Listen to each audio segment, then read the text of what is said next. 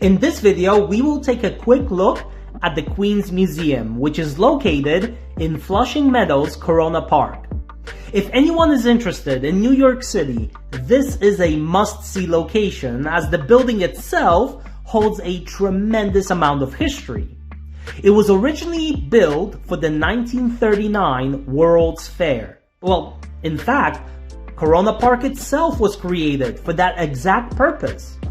A World's Fair is essentially an international display of different countries and their achievements. In fact, soon we will have another one in April 2025 in Osaka, Japan, although today it's called World Expo. And in fact, many great structures and things were designed over the years for this specific event, like the Eiffel Tower, which was built for the 1889 World's Fair hosted by the city of Paris. So it's a fascinating history and topic. But this building here served as the New York City Pavilion.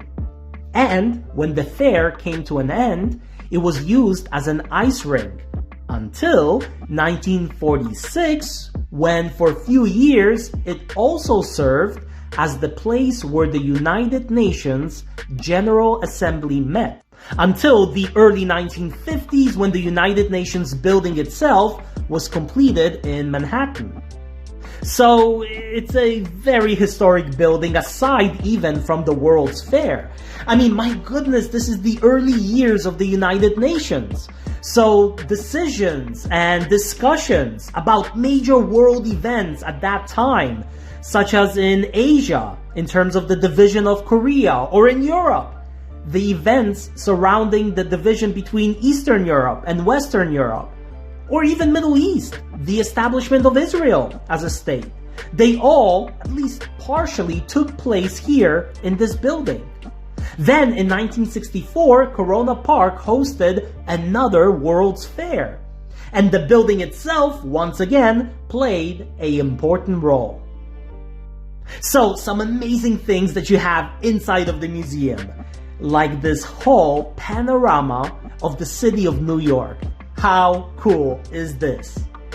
Again, this was built for 1964 World's Fair, and since it was updated a few times. However, there are still some areas on the map which are not updated to resemble the city as it looks now in 2025. For example, here in Lower Manhattan, you still see the iconic Twin Towers. We have the Brooklyn Bridge, Manhattan Bridge. I did videos on those. And then as we move to the right, Governor's Island, another place I did a video on in the summer. And all the way almost below the banister is the Statue of Liberty and Ellis Island.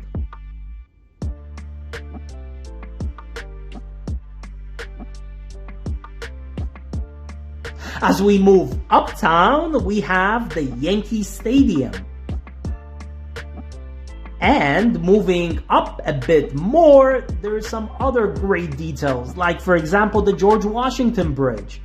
But again, the attention to detail is amazing. If you zoom in on the bridge itself, you can tell right away this is the George Washington Bridge, even if there was no context. Here we have Midtown Manhattan and the Empire State Building. Certainly this part of Manhattan changed somewhat as well in recent years, and the panorama needs updating here as well. Here is JFK International Airport, and to the left of it is Bennett Field, which was the first airport and which was one of my earlier videos where I was still learning and figuring out how to do this YouTube thing. So maybe I will do something with Bennett Field once again.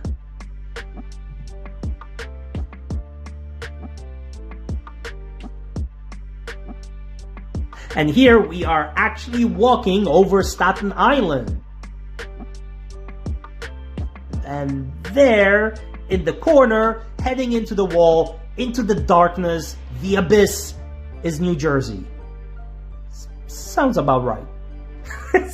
Sorry, Jersey, I couldn't resist myself. I love you. Although, get your highway signs in order, as they are very confusing, especially the ones by New York. So, as you see, you can walk all around and explore the city from up close. It's a great experience, and I highly recommend it.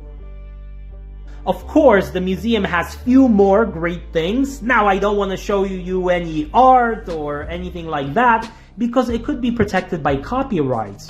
But they do have a great collection of items from the World's Fair. Check these out. I could spend hours looking at stuff like this. It's so cool.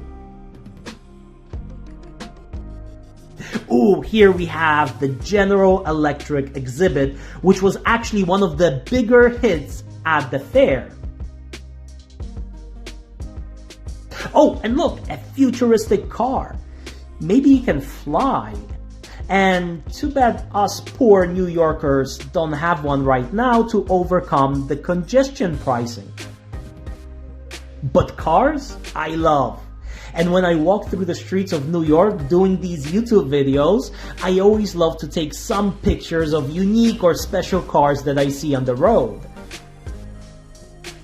I even spotted the older New York City yellow taxi, which was produced by the Checker Motors Corporation and had the trademark of the checkerboard on the taxis themselves. You can tell I like cars by my collection of them.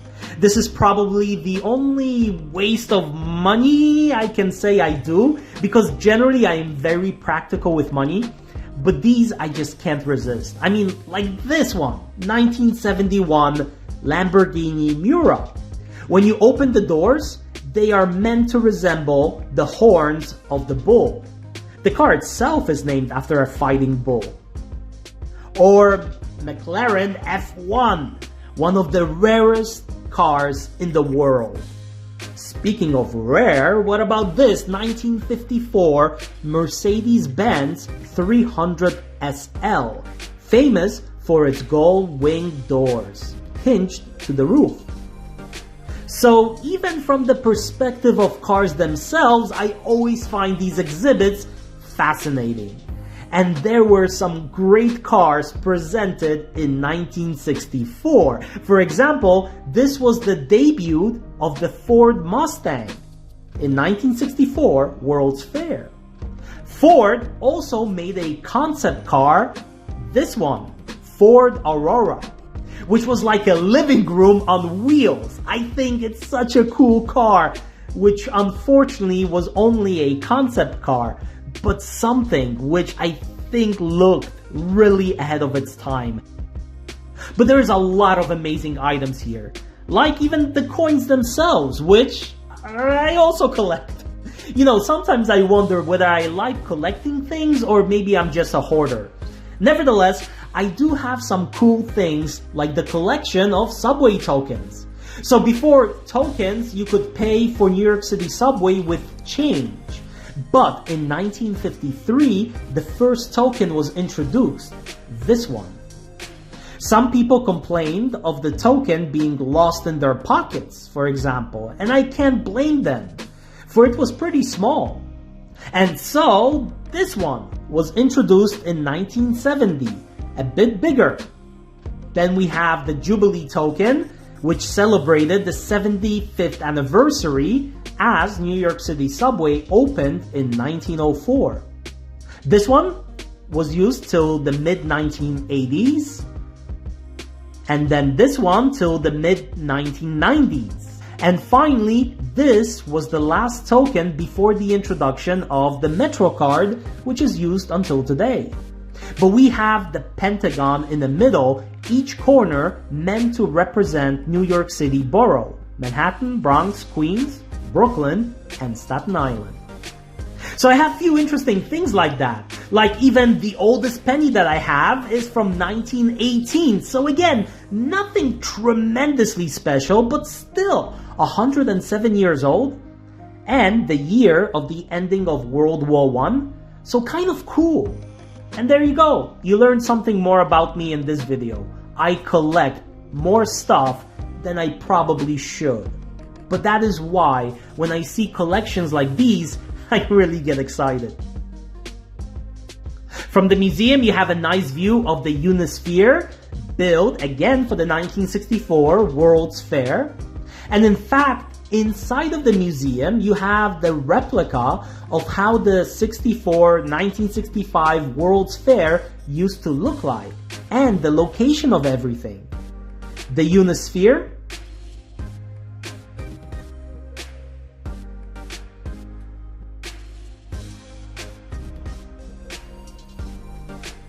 the New York State Pavilion, which stands today as well. The Tent of Tomorrow, what it was called, was renovated, restored in the original colors of red, yellow, and white, as you see it here on this puzzle. And currently the three towers are under restoration as well. The tallest tower was the highest point at the fair, and hence had an observation deck, which probably had incredible views. I wonder if one day we would be able to get up there once again. Or the Fountain of the Planets. Kind of nice to imagine how this used to look like. But as you see, parts of the water are frozen. It is cold in the city this January. I already can't wait for the warm weather. Or here is the building in which we stood in today, what is now Queen's Museum.